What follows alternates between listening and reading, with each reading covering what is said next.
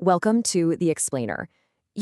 Have you ever looked at a house right on the coast and wondered, what does it actually take to keep that roof intact during a major storm? I mean, it's so easy to just assume a roof is, well, a roof. But when we're talking about coastal roofing, it is absolutely not your standard home maintenance. In reality, it's this incredibly strict, fascinating lesson in structural resilience and extreme weather engineering. So today, we're decoding the hidden mechanics of coastal roofing. We're going to use some great localized insights from Crestline Roofing Tampa to understand exactly how these homes survive in such aggressive microclimates. Okay, let's dive right into this. Here's our roadmap for today. We'll start with the coastal weather crucible, then look at the anatomy of roof failures. From there, we'll decode Florida building code engineering, examine materials built for hurricanes, and finally, wrap things up with the installation protocol. Section 1. The Coastal Weather Crucible. Geography literally dictates exactly how your roof needs to perform. In this specific environmental crucible, if you happen to live in a waterfront area near Philippe Park, your roof is battling this intense, constant salt air from Old Tampa Bay that basically wants to corrode every single piece of metal it touches. Meanwhile, that Gulf-driven moisture, it's feeding rapid algae growth. And even if you live a bit further inland, say over near McMillan Booth Road, you're fighting trapped summer humidity that is actively trying to rot your plywood decking from the inside out. And honestly, that's all before those daily afternoon thunderstorms test your sealants, or a tropical system brings sustained hurricane-force winds to your doorstep. You see, out here, it's not just a roof. It is a highly engineered structural shield against an aggressive microclimate. Generic inland construction methods, they completely fail here. When the weather gets this intense, your roof acts as the absolute first line of defense against catastrophic failure for the entire property. All right, Section 2, Anatomy of Roof Failures. So what actually happens when that shield is compromised? Let's explore exactly why those standard inland roofing methods collapse under these specific coastal pressures. And this brilliantly illustrates the problem. Take a look at the standard inland fasteners. They are incredibly prone to rust in the salt air. Within just a few years, that rust weakens the connection between your shingles and the decking, so when high winds hit, those corroded fasteners, they just pull right through, causing entire sections of the roof to peel off in a cascading failure. On the flip side, proper coastal fasteners are corrosion resistant.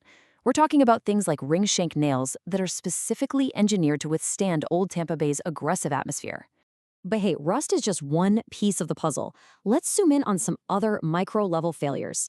You know those black streaks you sometimes see on roofs? Well, that's not just dirt. That is literally an algae organism treating the limestone filler in your asphalt shingles like an all-you-can-eat buffet, which completely accelerates their deterioration. We also see catastrophic failures stemming from older construction booms. You know, homes built with inadequate hurricane straps or rushed installations where they totally ignored the correct fastener patterns. And perhaps the most insidious hidden destructor? Missing soffit and ridge vents. Without those, trapped moisture literally rots the plywood from the inside out, while the outside of your roof looks perfectly fine. 15 to 20. Because of these relentless destructors, the average lifespan of an asphalt shingle roof in Safety Harbor's salt air and intense UV exposure is only 15 to 20 years. That is significantly less than the typical 25-year lifespan you might see up north in more forgiving climates. The environment here simply demands a whole lot more from the materials. Which brings us to Section 3, Florida Building Code Engineering. To combat these specific failures, the state had to step in with some really strict mandates. The first piece of jargon you absolutely need to know is the High Velocity Hurricane Zone, or HVHC. It's a crucial part of the Florida Building Code. It designates a coastal area that requires highly specific wind load calculations, enhanced fastener patterns, and really strict material certifications. And here's the kicker. These requirements are based on your exact distance from the water. So a home situated just 1 mile from the bay requires fundamentally different engineering math than a home located further inland. And this strict code directly dictates your material choices. Notice how the coastal underlayment actively seals itself around every single nail penetration. Standard inland construction often just uses traditional felt paper, but coastal code, it requires a secondary water barrier, specifically this self-adherent polymer-modified bitumen. Why? Because if wind-driven rain manages to get under your shingles during a hurricane, this completely sealed underlayment stops the water from ever entering your home. It's a real game changer.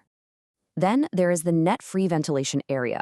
This is a calculated ratio of your attic's square footage that's required by code to ensure continuous airflow. So the crucial point here is that by installing proper soffit and ridge vents, you're actually creating a natural convection system. It pulls fresh air in from the bottom and exhausts all that trapped humid air out the top, saving the entire roof system from internal rot.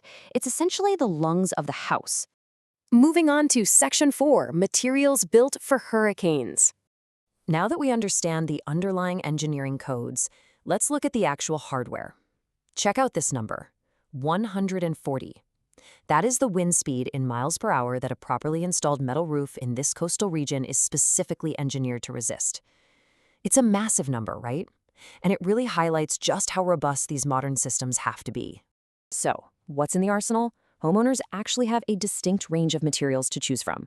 Metal roofing offers that absolute maximum wind resistance, and it reflects heat. Concrete and clay tiles are heavy-duty options known to last 50-plus years in hurricane conditions. And while asphalt shingles are for sure the more budget-friendly option, you can get impact-resistant versions with Class 4 hail ratings. We're also talking about algae-resistant coatings and custom-layered flashing around skylights and chimneys. The data clearly shows that selecting materials with strict Miami-Dade County approval provides the ultimate line of defense against hurricane forces. Finally, Section 5, the installation protocol.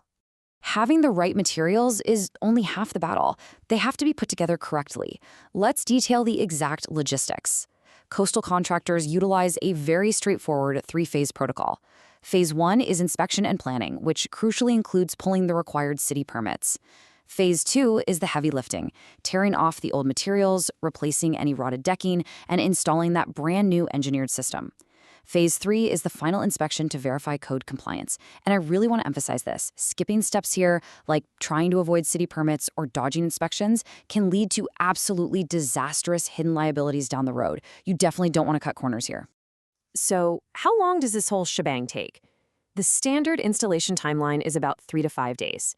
Day 1 is entirely dedicated to demolition. Days 2 and 3 involve sealing the house with that Palmer-modified bitumen underlayment and installing the new roof. Days 4 and 5 are for the custom flashing, cleanup, and the final inspection. Now, obviously, larger or more complex homes will take longer, and this timeline can definitely stretch out if those unpredictable summer rainstorms interrupt the process. Now, what's really interesting about this slide is how highly actionable it is. If a tropical system just rolled through, consider this your hidden storm damage checklist. You aren't just looking for a gaping hole in the ceiling, right? You're looking for lifted shingles, new water stains in the attic, or even daylight peeking through the roof deck. Go check your gutters. If you see a heavy accumulation of granules, that means your shingles are losing their armor. Spotting these small signs early is absolutely key to preventing major internal damage. Which leaves us with one final, provocative question to consider. Is your roof just a generic lid, or is it an engineered coastal shield ready for the next named storm? Understanding the hidden mechanics of coastal roofing completely changes how you view a house. It's not just about keeping the rain off.